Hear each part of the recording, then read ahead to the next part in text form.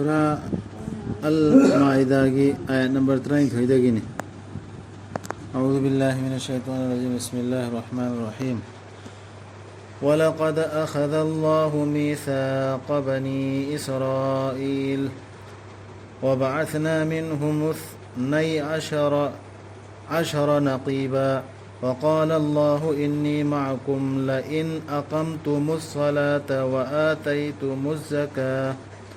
وآتيتم الزكاة وآمنتم برسلي وعزرتموهم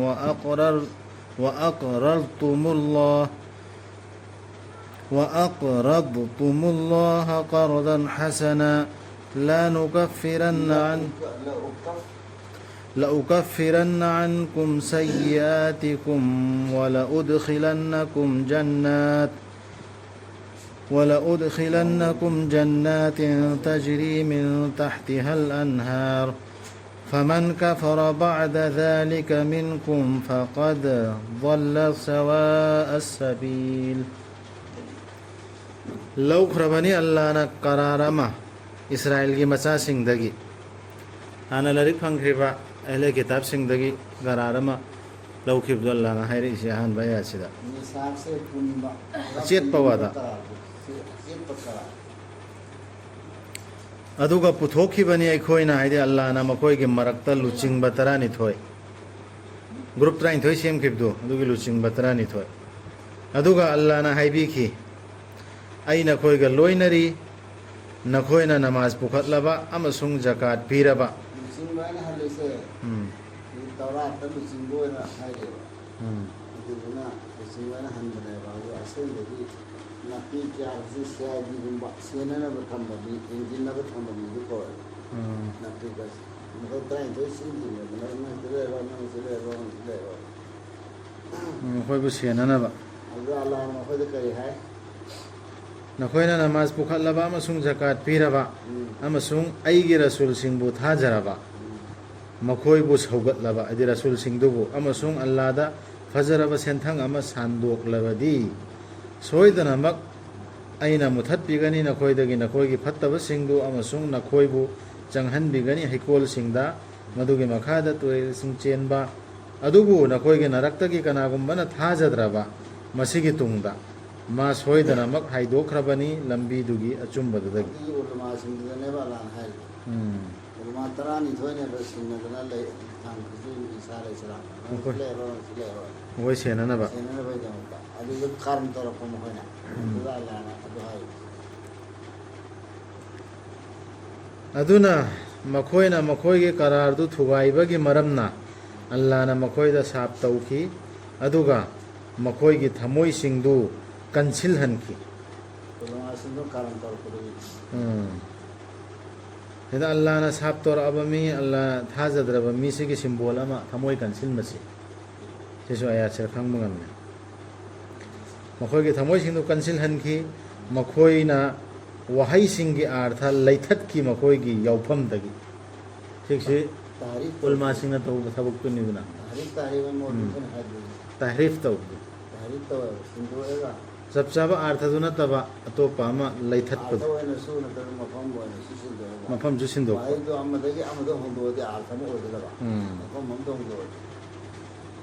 मोय यौफमदगी फुक्तोकलगा अदुगा मखोइना काउथोखी मदुना मखोइबु निंगसिंग हनबिबा पाउजेल अदुगी सरुक अमा हाइदे हाइरिबा आयाति फोंफोंबा हकाम दु अर्थ दु लैथतलदि होंदो अदि चपचाबे अर्थ काउथोन खरेना कल्लमदे इबुआदो अदु काउथोए अखोइसु उम्मते मुस्लिमा सिरसु पुंकाउ काउथोक्तन लैरिसिनि मैमा हराम हलाल काउथोक्तन लैखरामि कइनो मीन हायरपसिना फत्तेसिना फै हाइबदो दुम चटलि मिदुंग इंद्रा कोइ सेंदोएगा यु ओइदन सेम वाहिदो अदु वाहिदो लाली हाइबसि हुजिति नकलम मे यावरिबो वाहिदो अदुगी एनदि हेर खंगदबा अदु एंदबा अदु काउथोखरेबा अदु काउथोखरेबा नंगना हौजिक फावबदसु थेंगनाबा लेपलोय मखोइगे मरक्ता नमथाक सुपनगी मखोइ खरा खक्के मरक्ता नत्तना नमथाक तो कांगुन हौजिक एहले किताब सिंगदो अदुबु मखोइबु ngakpiyo कांथोकपियो मखोइगे फत्तबसिंगदु ꯇꯁꯦꯡꯅꯃꯛ ꯑꯜꯂꯥꯍꯅ ꯅꯨꯡꯁꯤ ꯑꯐꯕ ꯇꯧꯕꯁꯤꯡ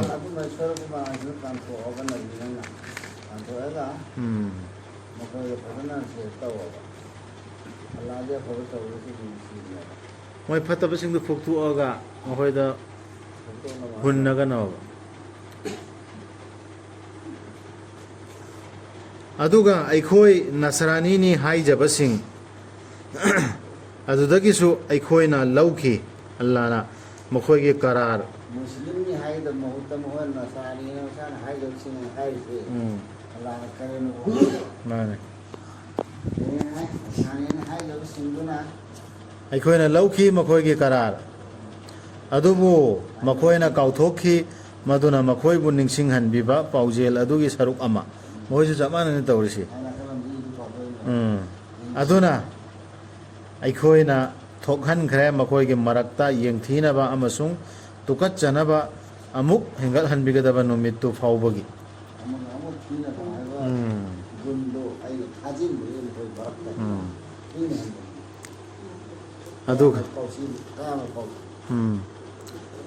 ꯑꯗꯨꯒ ꯅꯨꯃꯤꯠꯇꯨꯗ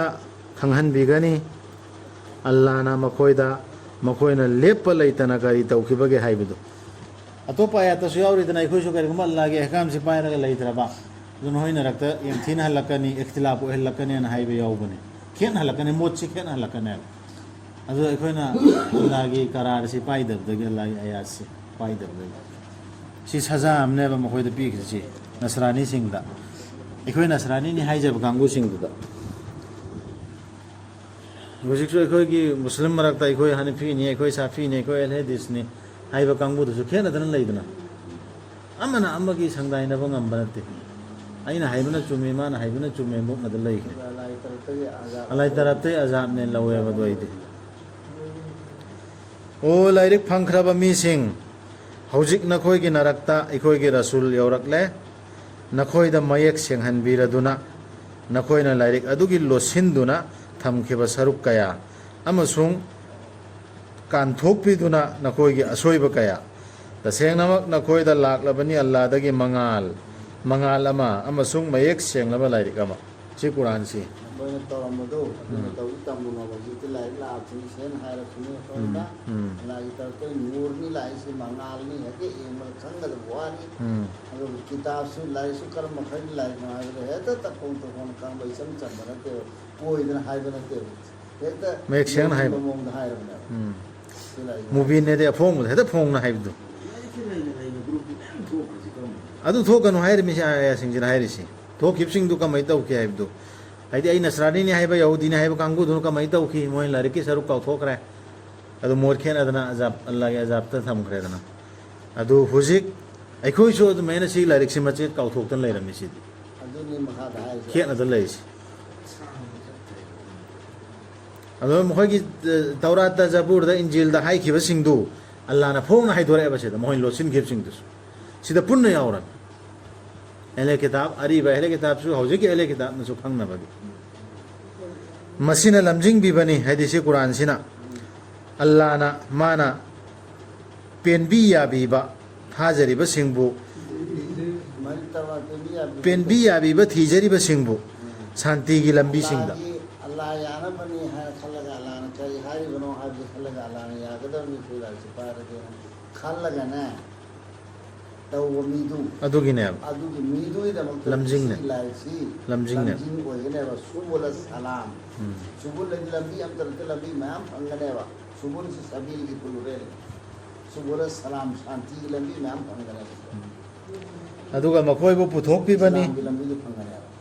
अमंबदगी अंगानबदा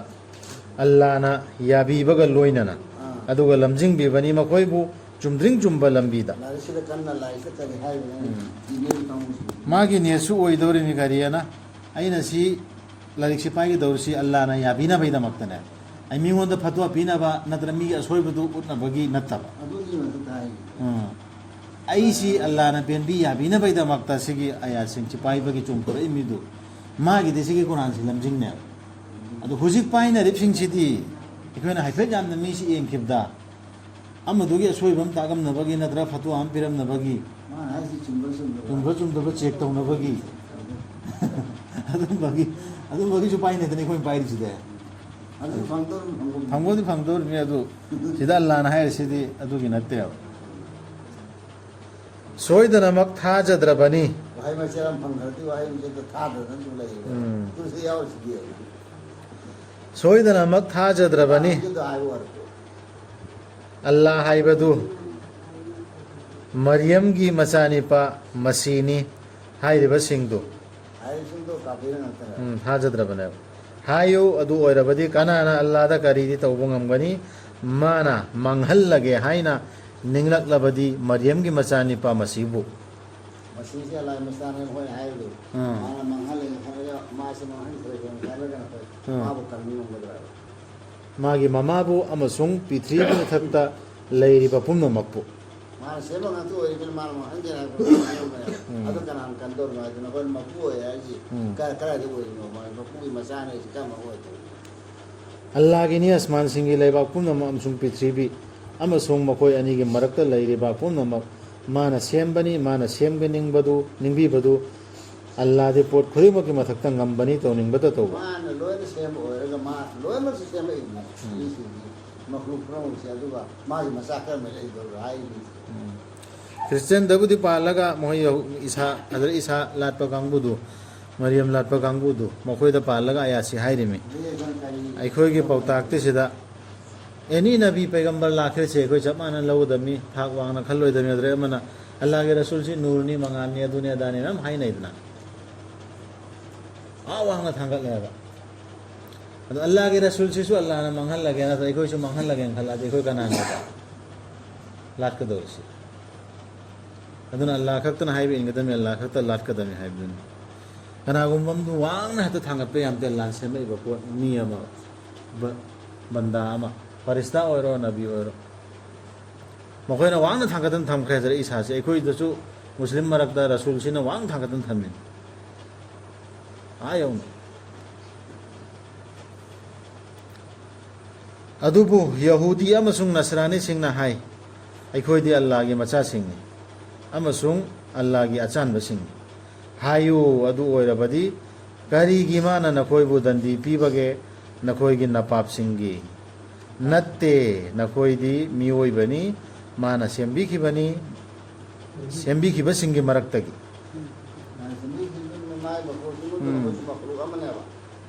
ꯃꯥꯅ ꯉꯥꯛꯄꯤꯕꯅꯤ ꯃꯥꯅ ꯉꯥꯛꯄꯤꯒꯅꯤꯡꯕꯗꯨ ꯑꯗꯨꯒ ꯗꯟꯗꯤ ꯄꯤꯕꯅꯤ ꯃꯥꯅ ꯗꯟꯗꯤ ꯄꯤꯒꯅꯤꯡꯕꯗꯨ ꯃꯥꯒꯤꯅꯤ ꯑꯁꯃꯥꯟꯁꯤꯡꯒꯤ ꯂꯩꯕꯥꯛ ꯄ꯭ꯔꯤꯊꯤꯕꯤ ꯑꯃꯁꯨꯡ ꯃꯈꯣꯏ ꯑꯅꯤꯒꯤ ꯃꯔꯛꯇ ꯂꯩꯔꯤꯕ ꯄꯨꯝꯅꯃꯛ ꯑꯗꯨꯒ ꯃꯉꯣꯟꯗꯅꯤ ꯄꯨꯝꯅꯃꯛꯀꯤ ꯑꯔꯣꯏꯕ ꯄꯟꯊꯨꯡꯐꯝ ꯁꯤꯗ ꯑꯩꯈꯣꯏꯅ ꯃꯤꯑꯣꯏꯕꯁꯤꯡꯒꯤ ꯃꯔꯛꯇꯁꯨ ꯈꯦꯠꯅꯕ ꯊꯝꯕ ꯌꯥꯗ꯭ꯔꯤꯑꯕ ꯑꯩꯈꯣꯏꯅ ꯍꯟꯊꯅ ꯈꯟꯕ ꯀꯅꯥꯒꯨꯝꯕ ꯖꯥꯇꯤ ꯑꯃ ꯌꯥꯝ ꯂꯨꯈ꯭ꯔꯕꯖꯥꯠꯅꯤ ꯃꯩ ꯃꯥꯁꯤꯗꯤ ꯀꯔꯥꯏꯗꯩ ꯃꯥꯅ ꯂꯥꯠꯇꯅ ꯑꯇꯣꯞꯄ ꯑꯃ ꯂꯥꯠꯇꯅ ꯂꯩꯈ꯭ꯔꯦ ꯑꯗꯨꯅꯤ ꯑꯗꯥꯅꯤ ꯑꯩꯅ ꯍꯟꯊꯅ ꯈꯟꯗꯅ ꯑꯩꯅ ꯈ꯭ꯋꯥꯏ ꯆꯨꯝꯕꯅꯦ ꯍꯥꯏꯗ꯭ꯔꯣ ꯁꯤꯗ ꯑꯩꯈꯣꯏ ꯒ꯭ꯔꯨꯞ ꯈꯥꯏꯗꯣꯛꯏꯕꯁꯤꯡꯁꯤ ꯌꯍꯨꯗꯤꯅꯁꯨ ꯍꯥꯏꯈ꯭ꯔꯤꯃꯤ ꯑꯩꯈꯣꯏꯅꯤ ꯑꯜꯂꯥꯍꯒꯤ ꯑꯅꯛꯄꯗꯤ ꯑꯩꯈꯣꯏ ꯀꯣꯝꯁꯤꯅꯤ ꯅꯁꯔꯥꯅꯤꯅꯁꯨ ꯍꯥꯏ ꯑꯩꯈꯣꯏꯅꯤ ꯌꯍꯨꯗꯤꯁꯤꯡꯁꯤꯗꯤ ꯄꯨꯡꯂꯥꯟ ꯂꯥꯜꯂꯝꯃꯤ ꯑꯩꯈꯣꯏꯅꯤ ꯆꯨꯝꯃꯤꯁꯤ ꯍꯧꯖꯤꯛꯁꯨ ꯍꯅꯐꯤꯅꯁꯨ ꯍꯥꯏ ꯑꯍꯂꯦꯗꯤꯁꯅꯁꯨ ꯍꯥꯏ ꯑꯩꯈꯣꯏꯅꯤ ꯑꯇꯩꯁꯤꯗꯤ ꯂꯣꯏꯅ ꯂꯝꯃꯥꯡꯅꯔꯝꯃꯦꯅ ꯁꯥꯕꯤꯅꯁꯨ ꯍꯥꯏ ꯁꯤꯌꯥꯅꯁꯨ ꯍꯥꯏ ꯑꯇꯩꯁꯤ ꯂꯣꯏ ꯌꯥꯗ꯭ꯔꯕꯅꯦꯅ ꯂꯣꯏꯅ ꯑꯗꯨꯅꯦ ꯀꯅꯥꯒꯨꯝꯕ ꯁꯦꯔ ꯁꯥꯏꯔꯤ ꯏꯕ ꯄꯥꯀꯤꯁꯇꯥꯟ ꯃꯆꯥ ꯑꯃꯅ ꯍꯥꯏꯕ ꯇꯥꯈ꯭ꯔꯦ ꯑꯜꯂꯥꯍꯒꯤ ꯃꯊꯧ ꯑꯅꯤ ꯈꯛꯇ ꯉꯥꯏꯔꯦꯅ ꯑꯥꯗ ꯅꯪꯅ ꯗꯨꯖꯛꯅꯤ ꯗꯨꯖꯛ ꯆꯪꯉꯣ ꯅꯪꯅ ꯖꯟꯅꯠꯅꯤ ꯖꯟꯅꯠ ꯆꯪꯉꯣ ꯇꯥꯗꯒꯗꯕꯅꯤ ꯍꯥꯏꯗꯤ ꯐꯩꯁꯂꯥ ꯇꯧꯗꯅ ꯁꯤꯗ ꯂꯣꯏꯔꯦꯕ ꯑꯩꯈꯣꯏꯅ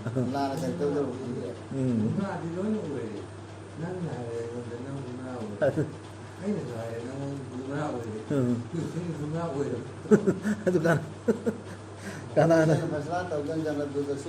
ꯂꯩꯈ꯭ꯔꯦꯕ ꯁꯤ ꯄꯨꯝꯕ ꯀꯅꯥꯒꯨꯝꯕ ꯑꯃ ꯍꯟꯊꯅ ꯃꯈꯥ ꯇꯥꯅ ꯃꯥꯒꯤ ꯒꯨꯅꯥ ꯐꯨꯛꯇꯣꯛꯀꯗꯕꯁꯤ ꯅꯠꯇ꯭ꯔꯒꯅ ꯃꯥꯁꯤ ꯖꯟꯅꯇꯤ ꯑꯣꯏꯍꯟꯒꯗꯕꯁꯤ ꯁꯤ ꯑꯜꯂꯥꯍꯒꯤ ꯗꯥꯏꯇꯅꯦ ꯑꯜꯂꯥꯍꯒꯤ ꯃꯊꯧꯅꯦꯕ ꯑꯜꯂꯥꯍꯒꯤ ꯃꯊꯧꯅꯦꯕ ꯁꯤꯒꯤꯁꯤ ꯑꯩꯈꯣꯏꯗ ꯁꯤꯟꯅꯗꯦ ꯀꯅꯥꯒꯨꯝꯕ ꯑꯃꯗ ꯁꯤꯟꯅꯗꯦ ꯄꯩꯒꯝꯕꯔꯗꯁꯨ ꯁꯤꯟꯅꯗꯦ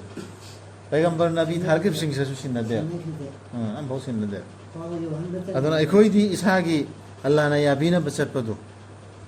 ꯑꯗꯨꯒ ꯄꯥꯎ ꯌꯧꯍꯜꯂꯝꯕ ꯑꯣ ꯂꯥꯏꯔꯤꯛ ꯐꯪꯈ꯭ꯔꯕ ꯃꯤꯁꯤꯡ ꯍꯧꯖꯤꯛ ꯂꯥꯛꯂꯕꯅꯤ ꯅꯈꯣꯏꯗ ꯑꯩꯈꯣꯏꯒꯤ ꯔꯁꯨꯜ ꯅꯈꯣꯏꯗ ꯃꯌꯦꯛ ꯁꯦꯡꯅ ꯈꯪꯍꯟꯕꯤꯅꯕ ꯙꯔꯃꯕꯨ ꯂꯠꯂꯨꯔꯕ ꯃꯇꯨꯡꯗ ꯔꯁꯨꯜꯁꯤꯡ ꯅꯠꯇ꯭ꯔꯕꯗꯤ ꯍꯥꯏꯗꯤ ꯂꯠꯅꯔꯨꯔꯕ ꯀꯨꯏꯅ ꯂꯥꯛꯎꯗ꯭ꯔ ꯃꯇꯨꯡꯗ ꯅꯠꯇ꯭ꯔꯕꯗꯤ ꯏꯁꯥ ꯂꯩꯁꯂꯥꯝ ꯃꯇꯨꯡꯗ ꯅꯕꯤ ꯑꯇꯩ ꯑꯝꯇ ꯂꯥꯛꯈꯤꯗ꯭ꯔꯕꯅꯦꯕ ꯂꯠꯅ ꯂꯩꯈ꯭ꯔꯕꯅꯦꯕ ꯖꯥꯍꯤꯂꯤꯌꯥꯒꯤ ꯃꯇꯝꯅꯦ ꯌꯨꯒꯅꯦ ꯂꯩꯈ꯭ꯔꯕꯅꯦꯕ ꯑꯗꯨ ꯌꯨꯒꯀꯤ ꯃꯅꯨꯡꯗ ꯅꯕꯤ ꯑꯃ ꯂꯥꯛꯑꯕꯁꯤꯅꯤ ꯍꯥꯏꯅꯦꯕ ꯅꯠꯇ꯭ꯔꯕꯗꯤ ꯅꯈꯣꯏꯅ ꯍꯥꯏꯒꯅꯤ ꯍꯥꯏꯗꯤ ꯅꯕꯤꯁꯤ ꯂꯥꯛꯇ꯭ꯔꯗꯤ ꯂꯥꯛꯈꯤꯗꯦ ꯑꯩꯈꯣꯏꯗ ꯍꯔꯥꯎ ꯄꯥꯎ ꯄꯨꯔꯛꯄ ꯑꯃꯁꯨꯡ ꯆꯦꯛꯁꯤꯟꯋꯥ ꯍꯥꯏꯕ ꯀꯅꯥ ꯑꯃꯠꯇ ꯁꯨꯃꯥꯏꯅ ꯍꯥꯏꯔꯛꯀꯅꯤ ꯂꯥꯛꯑꯕꯁꯤꯅꯦꯕ ꯄꯥꯎ ꯄꯨꯔꯛ ꯆꯦꯛꯁꯤꯟꯋꯥ ꯍꯥꯏꯕ ꯑꯃ ꯑꯜꯂꯥꯗꯤ ꯃꯈꯣꯏꯅ ꯖꯥꯇꯤ ꯄꯤꯔꯛꯀꯗꯧꯕ ꯑꯜꯂꯥꯗꯤ ꯄꯣꯠ ꯈꯨꯗꯤꯡꯃꯛꯀꯤ ꯃꯊꯛꯇ ꯉꯝꯕꯅꯤ ꯇꯧꯅꯤꯡꯕꯇ ꯇꯧꯕ ꯑꯗꯨꯅ ꯑꯥꯗꯁꯨ ꯁꯥꯈꯤ ꯑꯣꯏꯗꯧꯔꯤꯕꯅꯤ ꯍꯧꯖꯤꯛ ꯁꯥꯈꯤ ꯄꯤꯔꯦꯗꯅ ꯁꯤꯗ ꯗꯨꯅꯤꯌꯥꯗꯁꯨ ꯅꯈꯣꯏ ꯅꯥꯛꯇ ꯔꯁꯨꯜ ꯂꯥꯛꯑꯝꯅꯦ ꯃꯦꯁꯦꯟꯖꯔ ꯄꯥꯎ ꯄꯨꯕ ꯑꯗꯨꯏ ꯄꯥꯎꯗꯨ ꯃꯥꯅ ꯁꯤꯟꯅꯔꯝꯃꯦ ꯑꯩꯈꯣꯏꯗꯁꯨ ꯑꯗꯨꯒ ꯂꯤꯌꯨ ꯑꯣ ꯃꯨꯍꯝꯃꯗ ꯁꯜꯂꯜꯂꯥꯍꯨ ꯑꯂꯩꯍꯤ ꯋꯁꯜꯂꯝ ꯃꯨꯁꯥꯅ ꯃꯥꯒꯤ ꯃꯤꯁꯤꯡꯗ ꯍꯥꯏꯈꯤꯕꯗꯨ ꯑꯣ ꯑꯩꯒꯤ ꯃꯤꯁꯤꯡ ꯅꯤꯡꯁꯤꯡꯉꯨ ꯑꯜꯂꯥꯍꯒꯤ ꯅꯤꯌꯥꯃꯠꯁꯤꯡ ꯅꯈꯣꯏꯗ ꯄꯤꯕꯤꯈꯤꯕꯗꯨ ꯑꯜꯂꯥꯍꯅ ꯅꯈꯣꯏꯒꯤ ꯅꯔꯛꯇꯒꯤ ꯔꯁꯨꯜꯁꯤꯡ ꯁꯦꯝꯕꯤꯈꯤꯕꯗꯨ ꯅꯈꯣꯏꯕꯨ ꯅꯤꯡꯊꯧꯁꯤꯡ ꯑꯣꯏꯍꯟꯕꯤꯈꯤꯕꯗꯨ ꯑꯃꯁꯨꯡ ꯑꯜꯂꯥꯍꯅ ꯄꯤꯕꯤꯈꯤꯕꯗꯨ ꯅꯈꯣꯏꯗ ꯃꯥꯅ ꯄꯤꯈꯤꯗꯕꯗꯨ ꯀꯅꯥ ꯑꯃꯠꯇꯗ ꯇꯩꯕꯪꯁꯤꯗ ꯀꯅꯥꯝꯇ ꯄꯤꯈꯤꯗꯕ ꯁꯪꯁꯥꯔꯁꯤꯡꯗ ꯅꯈꯣꯏꯗ ꯃꯇꯤꯛ ꯃꯒꯨꯟ ꯌꯥꯝ ꯆꯥꯎꯅ ꯌꯥꯝ ꯄꯤꯈꯤ ꯋꯥꯅ ꯁꯤꯒꯤ ꯋꯥꯁꯤ ꯅꯈꯣꯏ ꯅꯤꯡꯁꯤꯡꯉꯣ ꯃꯅꯤ ꯏꯁꯔꯥꯏꯜꯗ ꯄꯤꯈꯤꯕꯗꯨ ꯑꯣ ꯑꯩꯒꯤ ꯃꯤꯁꯤꯡ ꯆꯪꯂꯣ ꯑꯁꯦꯡꯕ ꯂꯝ ꯑꯁꯤꯗ ꯅꯈꯣꯏꯗ ꯅꯕꯤ ꯈ꯭ꯋꯥꯏꯗꯒꯤ ꯐꯕ ꯅꯕꯤꯅꯦ ꯅꯈꯣꯏ ꯊꯥꯒꯠꯇꯅ ꯅꯕꯤ ꯄꯤꯈꯤꯕꯗꯨ ꯑꯗꯨꯒꯤꯁꯨ ꯅꯦꯝꯃꯅꯤ ꯍꯥꯏꯕ ꯑꯗꯨꯒꯤꯗꯨ ꯍꯌꯦꯡ ꯍꯪꯒꯗꯧꯔꯤꯅꯦ ꯑꯗꯨ ꯄꯤꯕ ꯅꯠꯇ꯭ꯔꯥ ꯅꯈꯣꯏꯗ ꯃꯥꯅ ꯍꯥꯏꯗꯤ ꯆꯠꯂꯛꯇ꯭ꯔꯥꯅ ꯍꯪꯒꯗꯧꯔꯤꯅꯦ ꯅꯦꯃꯠ ꯄꯤꯈꯤꯕꯗꯨꯒꯤ ꯃꯈꯥꯗ ꯍꯥꯏꯊꯕ ꯍꯧꯔꯛꯑꯦ ꯍꯣꯔꯦꯟ ꯆꯥꯎꯕꯅꯦ ꯃꯁꯤ ꯅꯕꯤ ꯊꯥꯔꯛꯑꯒ ꯀꯨꯔꯥꯟ ꯄꯤꯔꯛꯏꯁꯤꯅꯤ ꯖꯟꯅꯠ ꯐꯪꯍꯟꯅꯕ ꯍꯣꯠꯅꯔꯛꯏꯕꯗꯨ ꯅꯠꯇ꯭ꯔꯣ ꯅꯦꯃꯠ ꯑꯆꯧꯕꯅꯦ ꯃꯁꯦ ꯑꯣ ꯑꯩꯒꯤ ꯃꯤꯁꯤꯡ ꯆꯪꯂꯣ ꯑꯁꯦꯡꯕ ꯂꯝ ꯑꯁꯤꯗ ꯁꯤ ꯃꯨꯁꯥꯅ ꯍꯥꯏꯈ꯭ꯔꯤꯃꯤꯀꯣ ꯑꯜꯂꯥꯍꯅ ꯅꯈꯣꯏꯗ ꯁꯔꯨꯛ ꯇꯝꯕꯤꯔꯕ ꯅꯃꯥꯏ ꯂꯩꯗꯨꯅ ꯆꯦꯟꯒꯅꯨ ꯊꯦꯡꯒꯥꯏꯅꯕꯗ ꯅꯈꯣꯏꯅ ꯍꯟꯗꯨꯅ ꯆꯦꯜꯂꯕꯗꯤ ꯅꯈꯣꯏ ꯃꯥꯡꯖꯔꯕꯁꯤꯡ ꯑꯣꯏꯒꯅꯤ ꯊꯦꯡꯒꯥꯏꯅꯕꯗ ꯅꯃꯥꯏ ꯂꯩꯗꯨꯅ ꯆꯦꯟꯒꯅꯨ ꯍꯥꯏꯔꯤꯁꯤ ꯑꯜꯂꯥꯍꯒꯤ ꯑꯌꯥꯠꯁꯤ ꯑꯩ ꯏꯁꯥꯁꯤ ꯉꯥꯛꯅ ꯆꯦꯟꯕꯗ ꯅꯝꯕꯔ 1 ꯑꯜꯂꯥꯍꯒꯤ ꯑꯌꯥꯠꯁꯤ ꯄꯥꯏꯕ ꯀꯥꯟꯗ ꯊꯦꯡꯒꯥꯏꯅꯗꯧꯔꯤ ꯃꯌꯥꯝꯁꯤ ꯈꯪꯗ꯭ꯔꯣ ꯌꯥꯝ ꯊꯦꯡꯒꯥꯏꯅꯗꯧꯔꯤꯃꯤ ꯑꯗꯨꯅꯤ ꯑꯍꯥꯟꯕꯗ ꯆꯦꯜꯂꯣꯏꯗꯕꯁꯤ ꯂꯥꯟꯗꯨꯗꯤ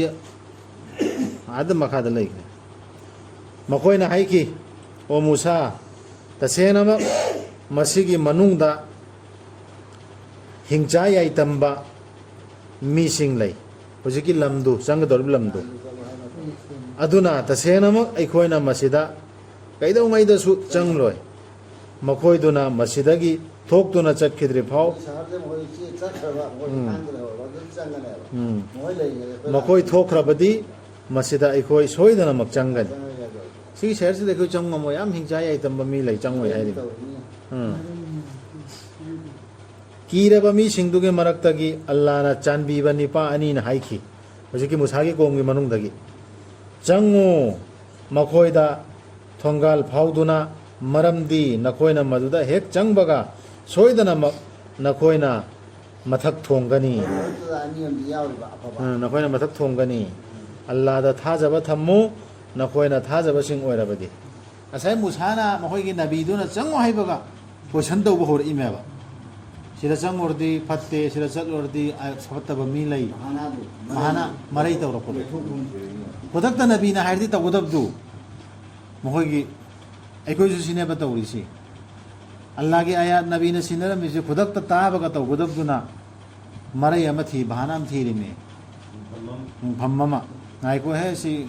इन के सिया दिसता अदु आज कोन अमल तो ngomul te ko lam sida adu ni ada आ तौरे में मैम थी हुजिक तौरे में केन अखो ले ची हिंदू lam ni मेते lam ni नाइ को ने मोर साहब हदीस ले रम किनी सानी नुजुल इन के सिया नाइ दोरी अदु दुनी से तौखरी से अदुबो हुजिकी थाजबानी दुनि हाइरिमे होय सोइदना नखोय माइ पाकनेबा चंगादि नखोयना निंथौ ओइगनेबा किरुनो चंगो मखोयना हाइकी pandre Ming pandre. yauri ko marak afaba aniduna haire makoina haiki o musa amka mi singona haire me tasena ma ikoi changloi masida kaido nung dasu makoina maduda hek lairiba makai changaroi na haire aduna changu nanga nangi rapka zatidra nanga nangi rapka changor musa da haire lagana ga heta tena ba changwar aduga thengaina ruro nakoi aniga soidana ma ikoi sida famduna ngairam leiramge musana haiki o aigi rap aigi sakti leijade sida musana su khumai pakhum se fazadra aigi sakti leidre Allah da sinara imi